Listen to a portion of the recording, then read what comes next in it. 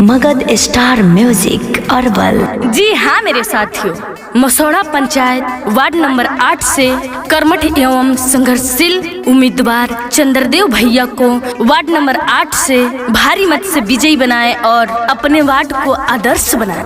चंद्रदेव भैया जिंदाबाद, ward number 8 की जनता जिंदाबाद, मसौड़ा पंचायत की जनता जिंदाबाद।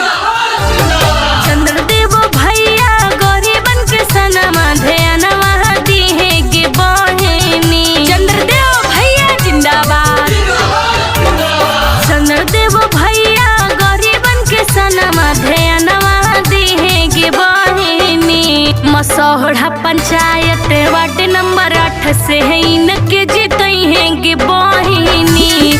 चंद्रदेव भैया के भाग्य 8 से वार्ड बनेंगे बहिनी। चंद्रदेव भैया गरीबन के सनमा ध्यानवा दिहेगे बहिनी। चंद्रदेव भैया जिंदाबाद, चंद्रदेव भैया गरीबन के सनमा ध्यानवा दिहेगे बहिनी। मसौड़ा पंचायत वार्ड नंबर 8 से इनके जीतेंगे बहिनी। चंद्रदेव भैया के भाग्य 8 से वार्ड बनेंगे बहिनी।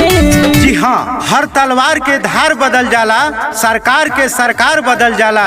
जब जाग के करवट बदले ली जनता, तब वक्त के रफ्तार बदल जाला। कभी ठंड में ठिठुर कर देख लेना, कभी तपती धूप में जल के देख लेना।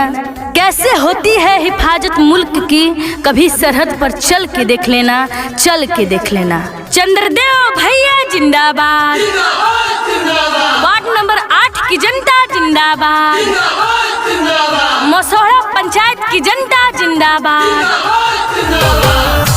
ये बहिनी चंद्रदेव भैया के जीतई हैंगे, इनके भारी मत से विजयी नहीं हैंगे।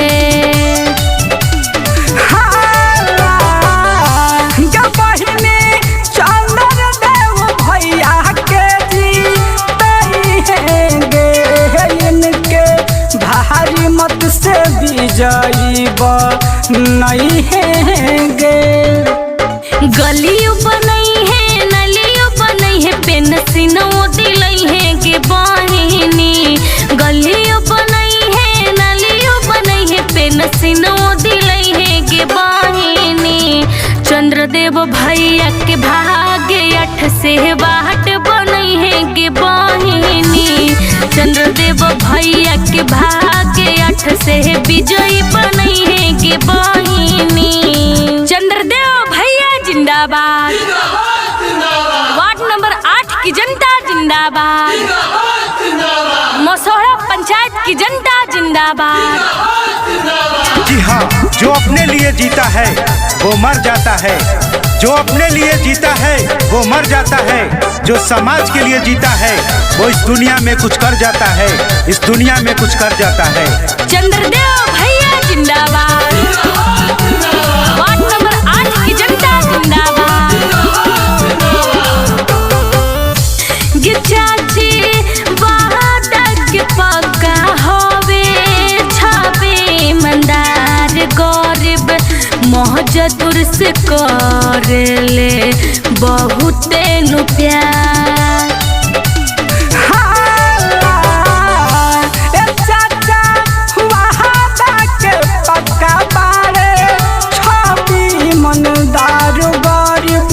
महजदूर से करेले बहुते नु प्यार। सबका से मंगथिन आशीर्वादवा कनी कृपा बनई है के चाची। सबका से मंगथिन आशीर्वादवा कनी का कृपा बनई है के बहिनी। चंद्रदेव भैया के भाग्य 8 से विजयी बनई है के बहिनी। चंद्रदेव भैया के भाग्य 8 से वार्ड बनई है के बहिनी।